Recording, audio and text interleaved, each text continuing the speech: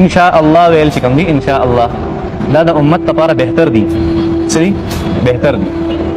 یا د امت لپاره سنت دي او د پیغمبر لپاره دا واجب او فرض څه واجب او فرض خبر اسانه ځکه پیغمبر لپاره غیر اولا کار چی د بهتر خلاف کار چی قدیم الله جل شانو ناراضه کی او کوم چې الله ناراضه کیږي دا واجب او فرض کنه دا مستحبی ضروری واجب دا پیغمبر د پاره سو نبی علیہ الصلوۃ والسلام مبارک فرمایل چې سبا اصحاب کهف واقعو کما الله جل شانو فیصله بل شانتی کا وحی رانه له سره وای چې پنځل سورز نو والا بعض روایت مطابق 15 ورځې وحی لیټ شو یا د یو روایت مطابق سلوی خو یا وحی دا لیټ شو نبی علیہ السلام مبارک تکلیف تربیت کی تربیت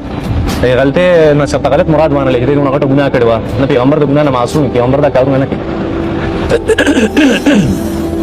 دې ته ویلې شي دا ماشاء ان شاء الله دا ویلې شي دې استثناء ویلې صحیح ده